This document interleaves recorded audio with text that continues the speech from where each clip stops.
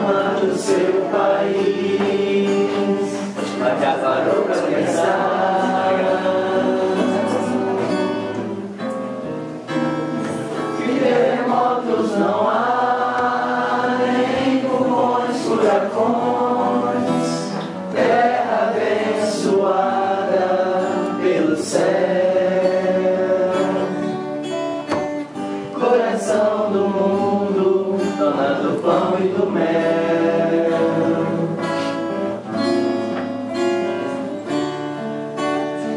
Eu sei que a dor é grande, mas a batalha é da gente. Plantar agora a semente, vem cuidar dessa flor, verdadeiramente brilhar.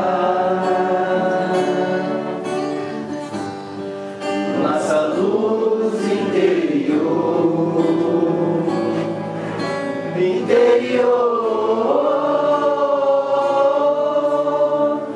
e lá no céu azul, a marca da vitória, Cruzeiro do Sul.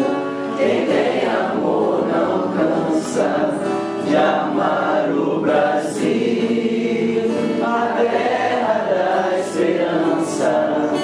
E lá no céu azul, a marca da vitória, Cruzeiro do Sul.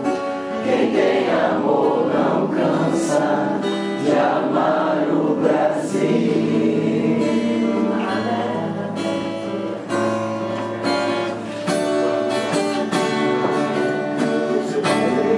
O teu país, mas já parou pra pensar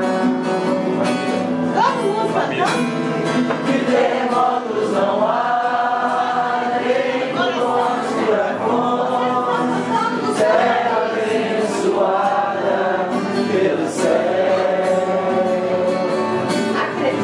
coração do mundo, dona do pão e do mel.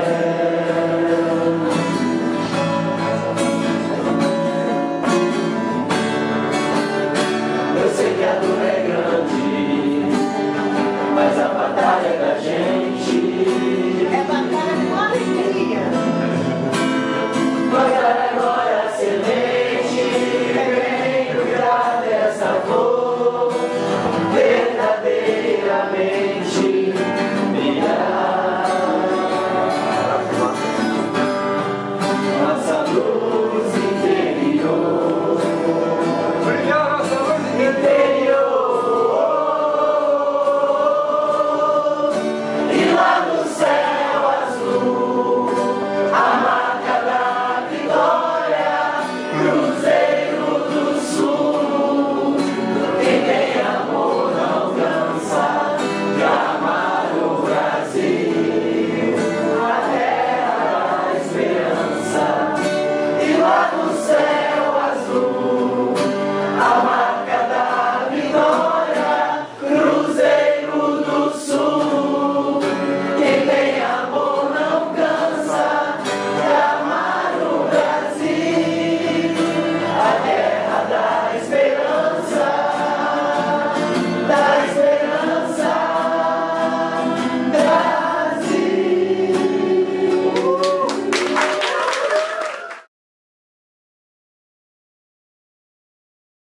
Isso que nos faz começar a entender como é difícil olhar para dentro de nós. Como é difícil esse olhar interno. Por isso que está lá em Delfos, desde o passado, conhece-te. Só pra ver.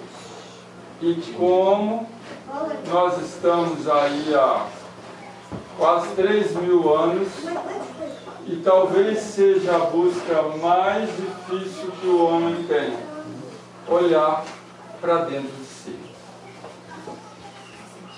É bem mais fácil olhar para fora. É bem mais fácil sair a desbradar, velejar, voar, mas é mais difícil olhar para o que nós temos guardado aqui dentro, nas memórias do passado, nos valores a serem descobertos. E por isso muitas vezes que ainda nos detemos à verdadeira caminhada. É a dificuldade deste olhar. Esse olhar que pare um pouco de se perder lá fora e olhe para dentro.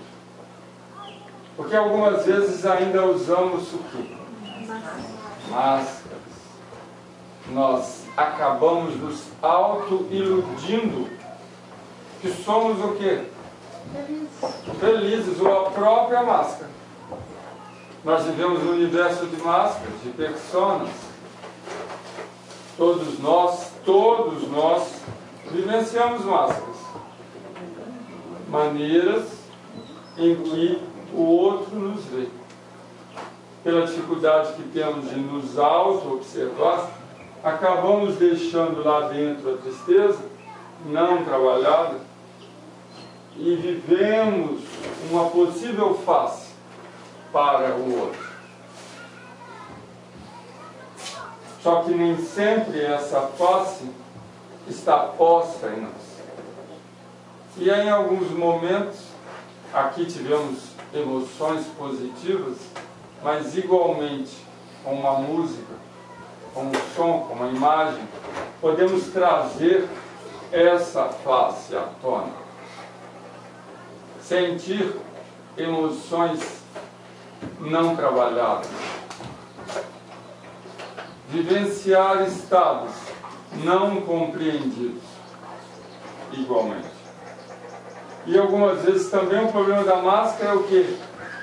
Nós também não recebemos, como nós fizemos aqui, essa emoção positiva. Porque essa máscara, de certa forma, não somos nós, é aquilo que queremos acreditar que somos. E aí algumas vezes nós estamos com um visual para o mundo, mas dentro de nós estamos como se estivesse como? Isolados, deprimidos, acuados. Isso aqui, cara, Muito escondido.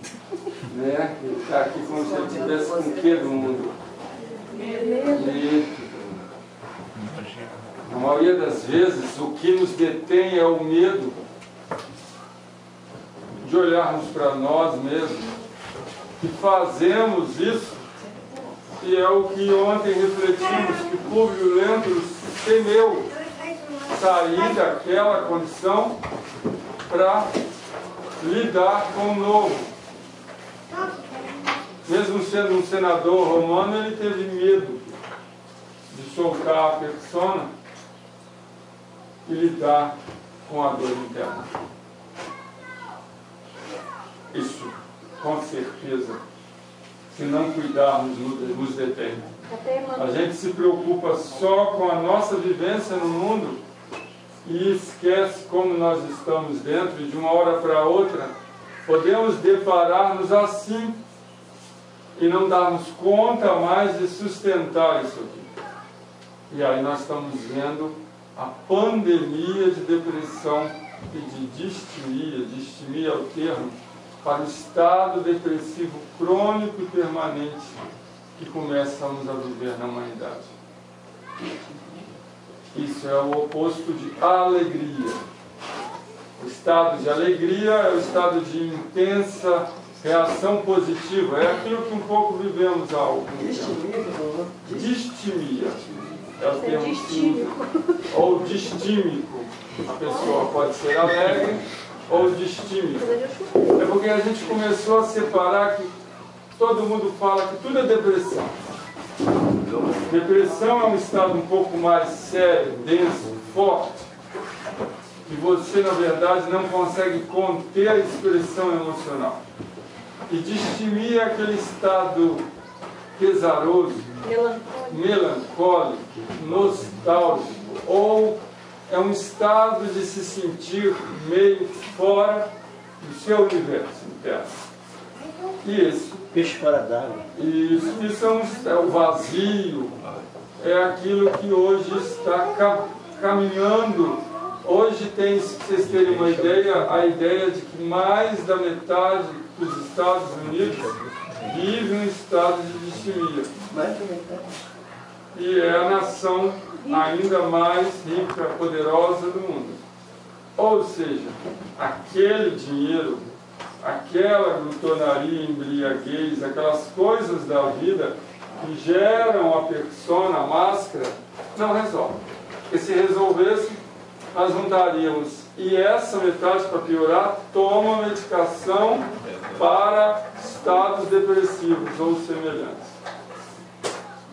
Então é um dado assustador, e por isso de vez em quando o Brasil caminha, no Brasil os medicamentos mais vendidos já são os medicamentos psicotrópicos.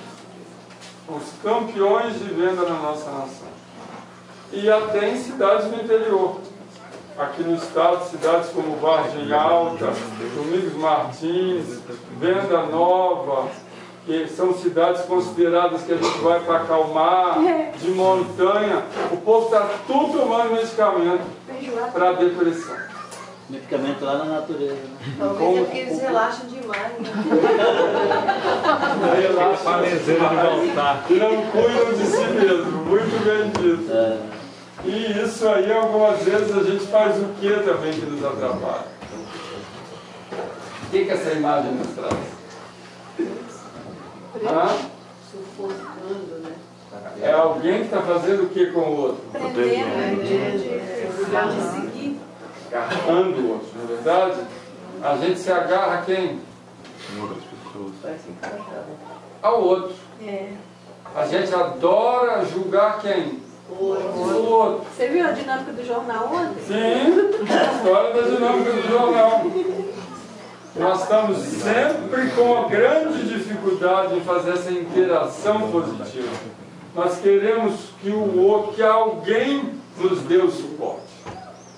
E aí nós temos os pais que sufocam os filhos que não conseguem interagir com os pais, é o esposo com a esposa.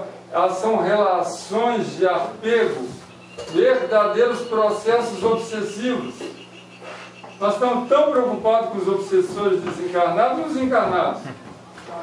E as nossas condições de obsessão mútua. Nós nos focamos fora, gerando o que, e muitas vezes quando vivemos isso? Quem está aqui no meio sente o quê? Sufocado, oprimido. Mas e quem está agarrando também? Está sentindo o quê? Está incomodado. Medo. Se isolar. Está com uma dificuldade em lidar com as suas emoções internas. Concorda comigo? É órfão, né? É órfão. A gente aqui é difícil saber quem é o órfão. É o de fora ou o de dentro? Porque todos os dois estão mal na cena. Eu tenho certeza que essa cena mostra duas pessoas que se amando. Esse amor. Um com posse e o outro com... É difícil aqui saber quem é. Esse aqui parece estar como? Olha os braços dele. Paralisado. Eles sabem que a gente chama de estado de congelamento. Contenção. Contenção, congelamento. Ele também está com o quê? Se eu estou assim, eu pareço que eu estou com o quê? Olha, medo. Olha que interessante. E a pessoa que está agarrando, parece que está com o quê? Medo. Medo de perder. Então você não sabe quem tem mais medo aqui na cena. Pai e mãe faz muito isso. Isso. E aí nós vemos, é medo de um lado e medo do outro. Está faltando o que aqui?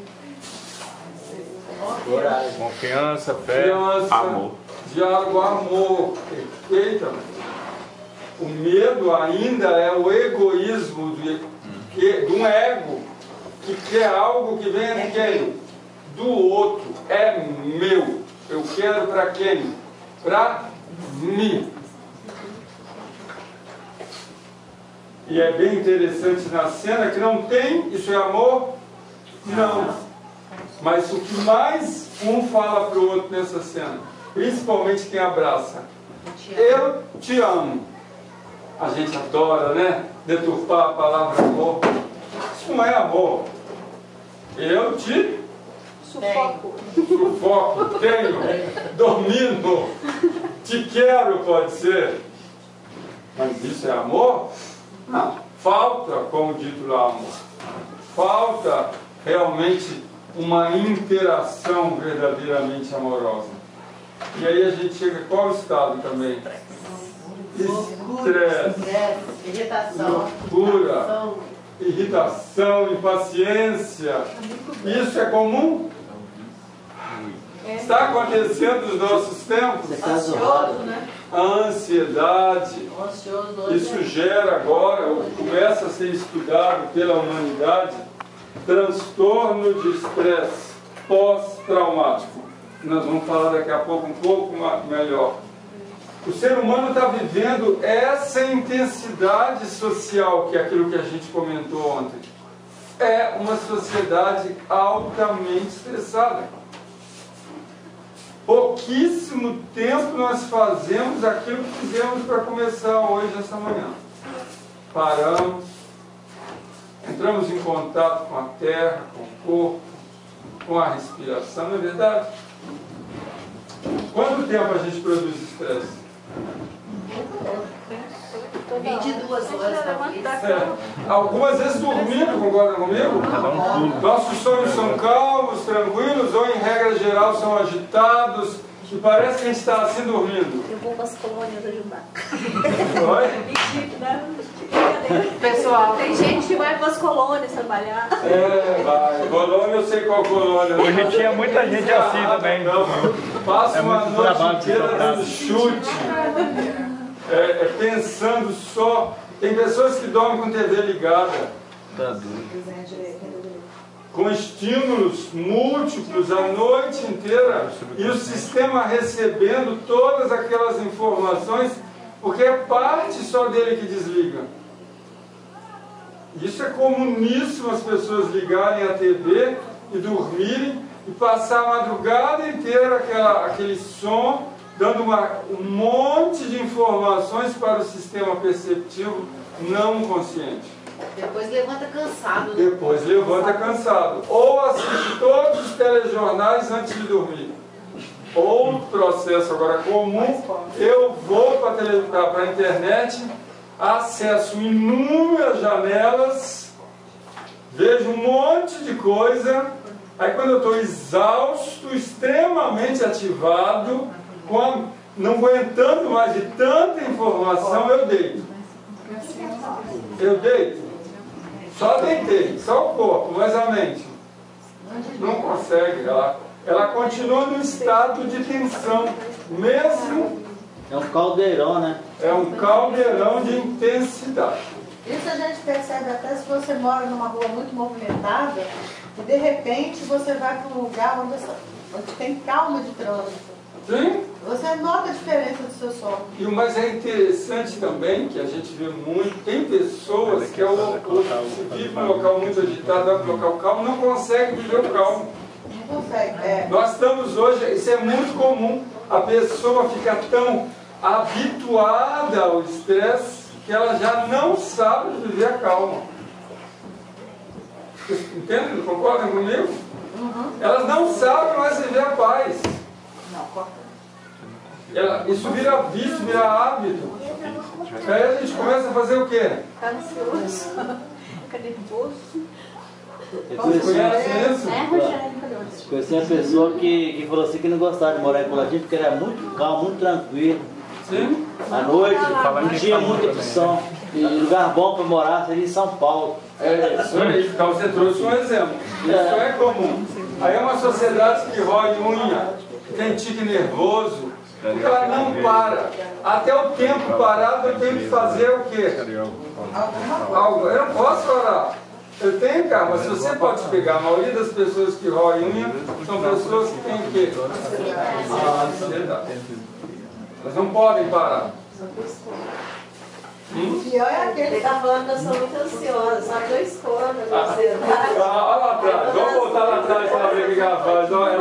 Ela esconde aqui dentro a ansiedade dela. Eu escondo e ele revela a ansiedade dele. Isso aí. Então, são as máscaras que... Mas a ansiedade é Tá te grande, prendendo, viu, Sandro? Olha. grande condicionante desses hábitos. Aí a gente tem o que hoje em dia? Muito comum. Enxaqueca, dor de cabeça. Dor, vai somatizando, dor para tudo quanto é lado. Dor para tudo quanto é canto. Verdade ou mentira? E vocês podem lembrar que muitos desses estados nós sabemos onde está. Pior, prova, tem gente que fala que não pode perder tempo. E o que é perder ou ganhar tempo?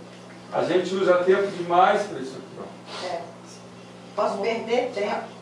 Nós estamos como se tivesse o que num túmulo, né? Nós estamos como se estivesse dentro do jazigo perpétuo, esquecidos. Porque eu não posso perder tempo. E esqueço do verdadeiro trabalho e fico aqui, ó, numa tensão absurda. Todo mundo consegue? E se todos nós tirássemos as máscaras, o que aconteceria? Mas todos nós temos as máscaras. Não, mas Se tirasse. Nós vamos viver Sim, tem uma pessoa bem interessante que ele dizia no passado, né? Se nós tirássemos as máscaras, não cuidássemos do homem interno, seria lobos devorando lobos. melhor não Isso precisamos das Thomas máscaras, Hobbes, né? há 380 Então a máscara, anos por atrás. enquanto, em determinado momento, A máscara é uma forma de nos autossuportarmos e de progressivamente irmos adentrando a esse mundo íntimo. E no mundo espiritual? O mundo espiritual Usando máscara. é... O interessante no mundo espiritual, alguém me perguntou o que você estava pensando naquele momento. Era exatamente isso que eu estaria falando no mundo espiritual. O que nós percebemos que no mundo espiritual, e todos aqueles que estão nos assistindo nesse momento, porque esse estudo está sendo teletransmitido para muitos que também nos acompanham, mantemos este estado de necessidade de autodescoberta. O sentimento, ele tem que ser descoberto pelo ser em sua totalidade. E mesmo desencarnado, ele possui o perispírito com o corpo espiritual. Ele não está ainda em condição de espírito puro, em que seu perispírito seja tão rarefeito, em que ele possa ser apenas a força do espírito. Esse seria o estado sem máscara. Mas até o desencarnado possui ainda em torno de si um corpo que também, de certa forma, desempenha um papel de máscara. Ele não ainda, a gente estava conversando no caminho, Ademir, ele ainda não tem estrutura suficiente para lidar com o seu ser interno. É difícil, inclusive, para o desencarnado. Se vocês olharem lá em nosso lar, ele tem, em poucos momentos, acesso a fragmentos de outras vidas. Não quer dizer que a pessoa desencarna e ele vai se lembrar de tudo que ele viveu no passado. Seria para ele algo que... Desesperador. Desesperador ter acesso a tudo aquilo que ele já viveu, ter que lidar com todos os processos não trabalhados dentro dele. Então, mesmo na espiritualidade, nós seremos o resultado daquilo que construímos quando encarnados. Nós vamos levar para a espiritualidade o estado que desenvolvemos aqui. Por isso que todos os espíritos querem voltar para onde? Para cá. Porque é aqui que nós conseguimos alterar o processo. Lá, na verdade, nós vamos viver, mais para frente nós vamos mostrar. Mas deixa eu chegar lá que eu continuo. O que também a gente acaba vivendo nessa sociedade? Distúrbios de sono. Já falamos aí um pouco. Você vai minando o sistema a um ponto que ele começa não só a somatizar quer dizer transferir para o soma essa carga, soma é corpo, como começa o próprio sistema mental a não dar conta. E o que André Luiz falou lá no livro Mecanismo da Mediunidade, que nós temos? Um corpo mental. O que é o corpo mental? É uma fração do perispírito que retém essa condição do estado mental. Por isso que o desencarnado continua o que lá de lá? Com máscara? Com máscara, ansioso, com processos não trabalhados que mantém um estado de transtorno, mesmo pós-desencarne. É só olharmos lá Nosso Lar e a Vida Continua, Memórias do Suicida, O Céu e o Inferno, de Allan Kardec, em que é descrito o quê? Estados de ansiedade que permanecem pós-desencarne. Reuniões mediúnicas mesmo? Porque só se vê isso em reunião mediúnica. Os espíritos chegam o quê? Com transtorno o quê? Psicoemocional. Você está conversando com o indivíduo transtornado do mesmo jeito. O indivíduo mantém o sentimento de transtorno. Clóvis, essas reuniões, às vezes eles aparecem revoltados, deprimidos e sentimentos de culpa, né? Sim, que são sentimentos humanos que permanecem associados a quem? Ao ser, mantendo o ser nessa ligação. E aí o que a gente vive? Que é o que vocês estão falando agora de reunião mediúnica. Parece que você está o quê? Perturbado. Só que algumas vezes nós achamos que a perturbação vem de onde? De fora. Mas ela está porque o desencarnado ele já não tem de fora. Essa cena aí é como se a pessoa não fizesse parte do quadro. Do quadro do mundo. Ela está tão mal que ela fica o quê? Ela não se entende. Ela sabe perfeitamente a sua leitura da imagem. E é muito comum na gente. Não tem horas que parece que a gente não se integra no mundo? A gente está fora dele. Está desconectado. Desconectado. E aqui dentro a gente está como? Cheio. Cheio de quê aqui? De angústia, de mal-estar, e vazio de quê? Existencial. De existência, de vida. A gente está perdendo vida. Também todos nós, por isso que fala estados distímicos, estados depressivos, também quem nunca viveu? Você vê como a ansiedade é existente, como também o estado depressivo ou distímico faz parte da nossa existência. Porque nós cuidamos pouco dessa estrutura. E vamos deixando esse universo interno nos isolar. Clóvis, eu fico deprimido um dia, no máximo. Não dou conta de ficar muito deprimido. Sim. O dia que ela recebe pagamento. E aí nós vamos, É um bom dia para ficar. para onde nesse mundo? A gente vai procurar ajuda onde? Na farmácia, e no que a gente chama de droga. O ser humano desenvolveu, a partir de 1948, meados do século passado, drogas para o sistema nervoso.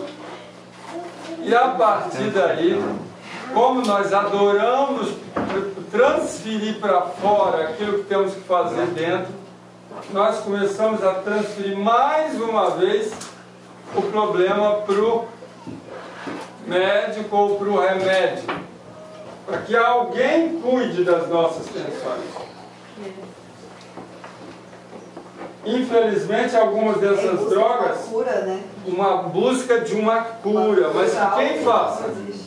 Alguém, menos a gente. Menos a pessoa. A gente esquece que os remédios são materiais.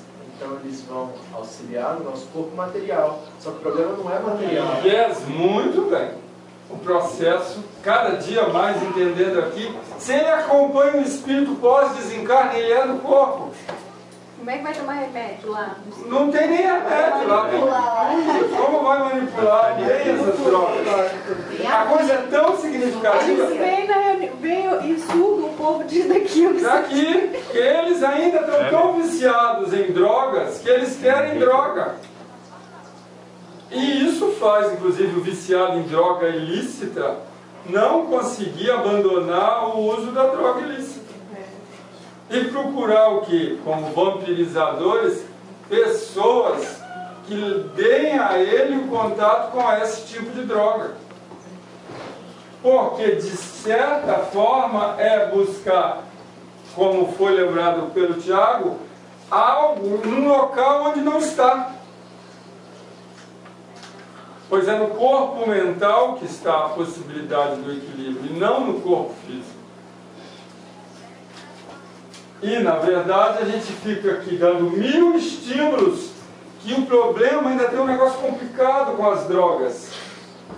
Existe um sistema que a gente chama reflexo, que nós vamos ver daqui a pouco. A droga atua no corpo, mas o corpo também gera sensações aonde? Na primeira aonde? Na mente. E da mente ao perispírito. E do perispírito a gente abre campo para uma ação externa. Todos os principais estudos inclusive da própria medicina psiquiátrica, da neurociência, para vocês entenderem, na última edição do Diagnóstico de Doenças Mentais da Associação de Psiquiatria dos Estados Unidos, incluíram transtornos espirituais e religiosos como uma das formas de transtorno. Porque é um transtorno que acaba acontecendo quando a gente abre o campo a não cuidar de qual? Qual o transtorno inicial? Interno. O interno. O obsessor, ele externo, só encontra campo quando nós não vigiarmos qual casa. E é o que o Cristo falou. Nós refletimos, ele falou ontem. Nós refletimos as palavras dele ontem. Vigiai e orai sempre, para que o bandido não adentre a sua casa. Mas não era a casa física, é a casa mental. É essa invasão que vai acontecer quando nós não cuidarmos dela. A ponto de chegarmos a estados em que o ser começa a não se aguentar. Ele começa a viver estados de pensamentos de antecipação de desencarne. Ele começa a não dar conta mais de vivenciar plenamente o quê? A vida. Achando, infelizmente, que a morte vai trazer algum lenitivo. E traz. Porque a morte você simplesmente perde a oportunidade de caminhar. Porque é aqui na vida que nós vamos aprender a lidar com as emoções. A antecipação do desencarne faz com que a gente simplesmente perca a oportunidade de lidar com as emoções. Agora vocês vão entender isso melhor. Eu vou tentar ser o mais sintético, mas são as últimas descobertas desse grande sistema que inclusive permanece existindo no corpo perispiritual, para aqueles que me escutam no outro plano.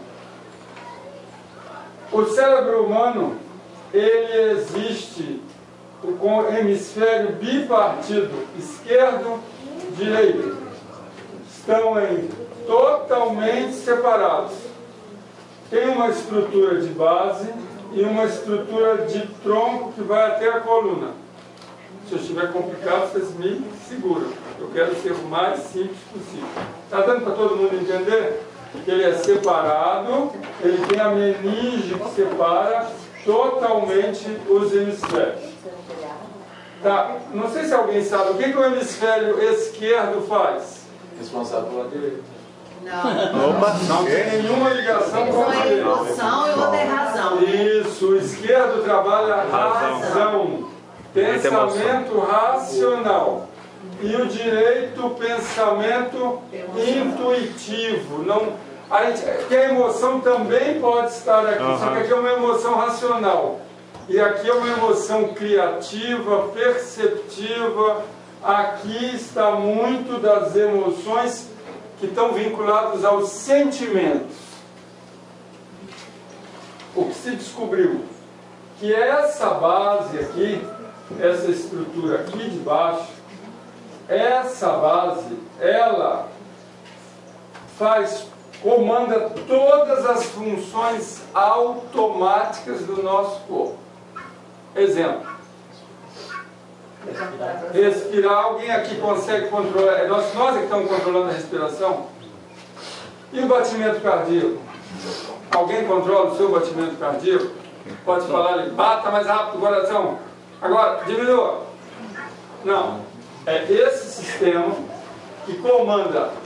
Nós estamos agora fazendo digestão do café da manhã. Alguém está comandando a digestão?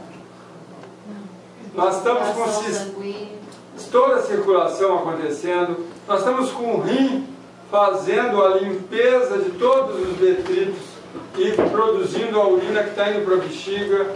Nós estamos aqui com todo o sistema de defesa ativo nos cuidando.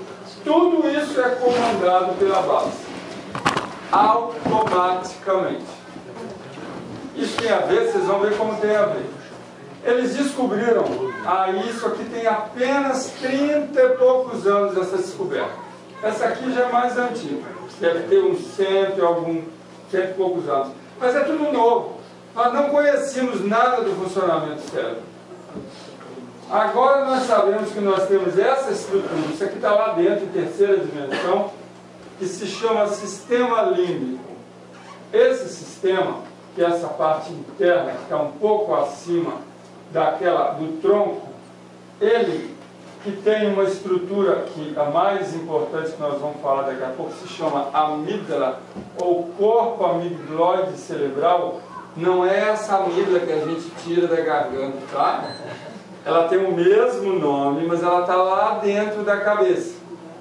Essa estruturinha pequena aqui, que nós vamos ver aqui sinalizada, ó, é lá dentro da cabeça.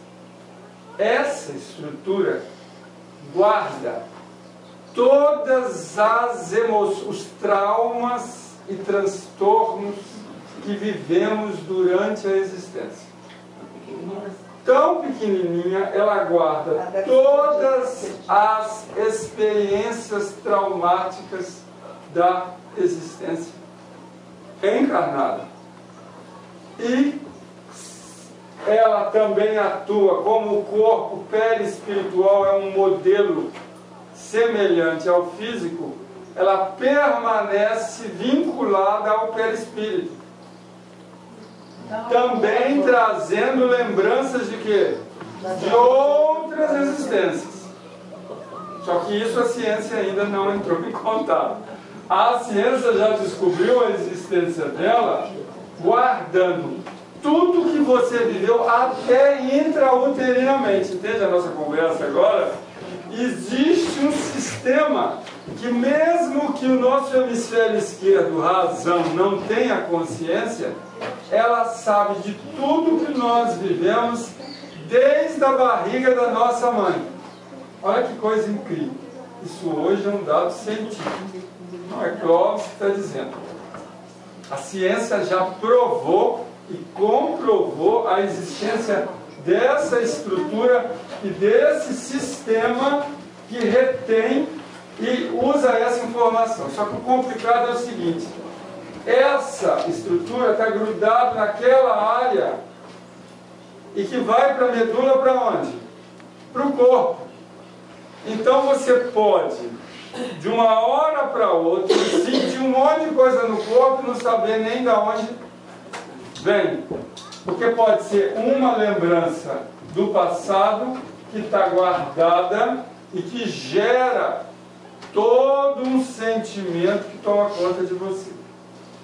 Teve um neurocientista que no final do século passado, e isso vocês vão entender uma coisa bem legal nessa manhã, e que vocês vão entender por que ainda a gente se detém. Ele diz o seguinte: é como se essa parte de baixo fosse o nosso complexo reptiliano. Como é que o réptil sobrevive? O que um réptil faz? Primeiro, o que é um réptil? que é um exemplo de réptil. Jacaré ou um lagarto. Vamos pegar o jacaré. Como é que o jacaré, como é que ele se reproduz? Com ovos. E ele coloca os ovos aonde? Debaixo da terra. Debaixo da terra e aonde? Perto dele? Não, longe. Longe, porque quem pode comer os ovos? Ele. Ele mesmo. Ele mesmo, se ele encontrar os ovos de sua própria espécie, ele come. É um sistema ainda tão primitivo que ele é apenas instintivo. Ele é o sistema que simplesmente nos dota de instinto. É aquilo que nós ontem estávamos falando um pouco. É aquelas faixas primitivas do nosso ser que ainda eram apenas instinto. Elas eram dominadas pelo complexo reptiliano de sobrevivência. Isso quem está dizendo hoje é a neurociência. Não sei se está claro para todo mundo. Se essa parte interior, ela comanda o nosso corpo e é instintiva, ela se assemelha àqueles animais que são apenas instintos. Ok? Então todos nós temos dentro de nós, segundo a ciência hoje, um possível réptil. Mas por quê? Por quê? Porque o cérebro, ele é uma estrutura que foi ao longo da evolução biológica se melhorando. E ele manteve as estruturas complementando-se. Isso eu não trouxe uma imagem, mas é como se fosse o seguinte: o réptil tem só isso, um pouquinho disso e quase nada disso. O mamífero, ele tem isso e tem isso e alguma coisa disso. O macaco tem isso, que é um primata, e já bastante disso.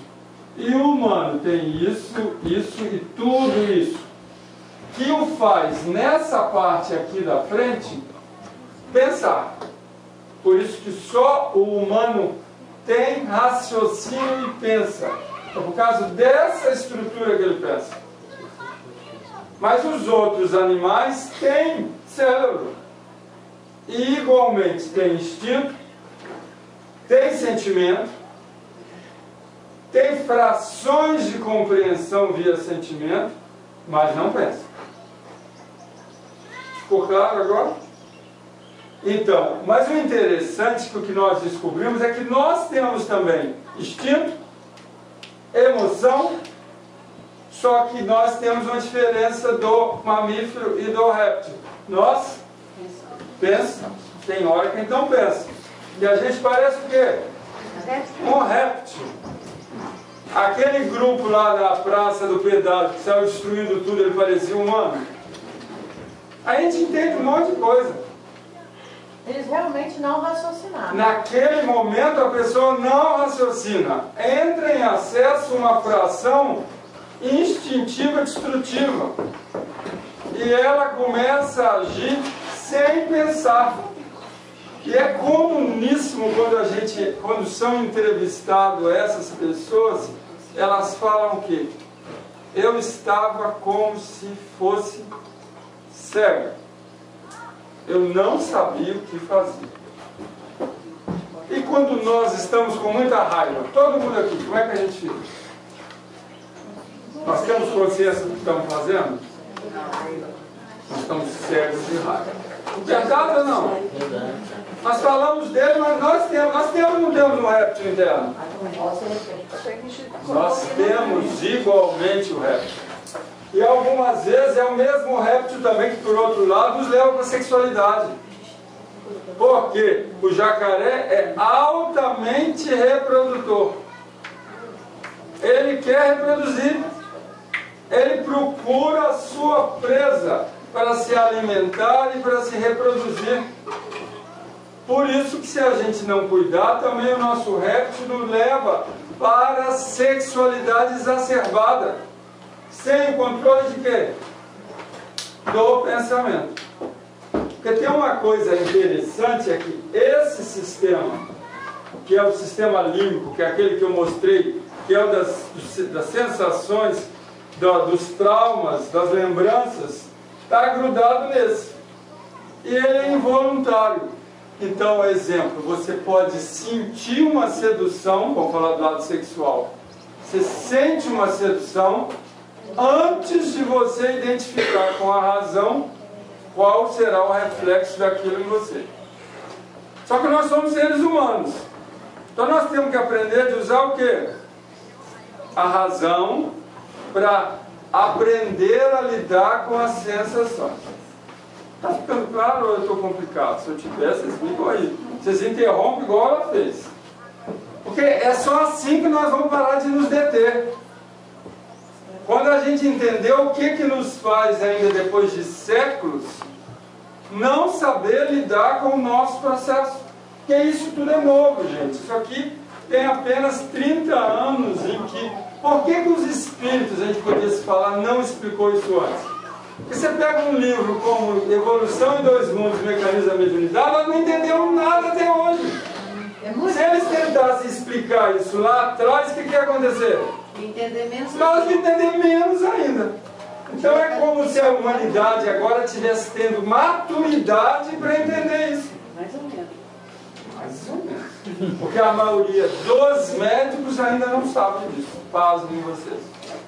Isso é tão novo que ainda é acessível a poucos profissionais de saúde. Porque isso é algo que está surgindo atualmente nessa área para aprendermos a lidar com os transtornos emocionais. Por um acaso eu trabalho com isso, por isso que eu estou aproveitando e trazendo isso aqui para Autobancas. Está bem de acordo com o ambiente. Mas está claro para todo mundo? Se eu tiver complicado, vocês me chamem a atenção. É incrível, todo mundo precisa de terapia. Na verdade, porque todos nós precisamos nos autodescobrir. Todos nós vivemos nesse conflito entre os três cérebros. E na verdade se descobriu há 15 anos que tem um quarto cérebro. Além do réptil, do mamífero e do córtex, nós ainda temos o próprio corpo que sente e manda informação para o cérebro. Devia ser o contrário. O cérebro na informação. Mas descobriram que é um ciclo, e aí é mais complicado ainda. O corpo manda para o cérebro, e o cérebro manda para o corpo. Então isso gera um ciclo. Porque se você não cuidar do seu corpo, você ataca também quem? O cérebro. E aí o cérebro responde para onde? Para o corpo. Aí o corpo fica mal e manda para onde? Para o cérebro. E aí a gente faz um ciclo de ativação. E aí nós ficamos o quê? Voltando lá para o rapazinho. Num estado de quê? Enlouquecidos. Pô, isso é ativação. Por isso que eu fiz o exercício para começar amanhã de desativação. Porque a gente vive ativado. Normalmente nós estamos nesse ciclo permanente de ativação. Concordam comigo ou não? Nós vivemos numa sociedade e porque a gente não pode parar, não é isso que falam? A gente tem que ser o melhor. É uma sociedade altamente competitiva. Temos que ter. A gente tem que ter. A gente tem que conquistar. Tem que ser, tem que ter. Ou quando a gente também não é induzido a ser, né? Ou quando não é induzido a ser o que a mãe quer, o que o pai quer, o que o outro quer, o que a empresa quer, o patrão quer, e você vai esquecendo de você. E a esse sistema vai. E isso, por isso que é tão difícil entrar. Por isso que nós somos, na verdade, quase que pedras. E estamos com esse que bem lacrado. Nós não damos tempo para quem? E a gente não Para dá nós conta. mesmos, para nós. A gente não sabe abrir. E temos dificuldade. Foi fantástico. Você parece que sabia a próxima imagem, né, Laísa? Você falou e a imagem veio, Laísa. Por isso que todos nós temos essa necessidade, e por isso, por que nós estamos aqui há séculos? Encarnando e desencarnando a Terra. Não consegue? Porque a gente ainda está com isso aqui preso, lacrado. Há séculos. Agora nós estamos começando. Mas você fala terapia, nós não sabemos nem fazer isso. Terapia surgiu, começou a surgir há 100 anos atrás. E mesmo assim com Freud rudimentar, que nem ele dava conta. Jung se perdeu, Freud morreu a vida completamente desequilibrado. Ele é um bom exemplo. O criador da terapia não conseguiu fazer isso. Enlouqueceu. Para você ver como é difícil. Mas nós hoje temos espíritos como o de Joana de Ângeles, que ficou 20 anos estudando Jung na espiritualidade, não sei se vocês sabem disso, para escrever os livros da série psicológica por Divaldo. São espíritos que agora estão do lado de lá, se preparando para nos ajudar cá, para enfim poder nos autoconhecer e assim nos regenerar. Essa é outra maneira de entender por que agora é o mundo de regeneração. Parar de nos deter. Porque agora nós estamos começando a poder fazer o que com essa carapaça? Tirar, romper. É porque agora a gente está podendo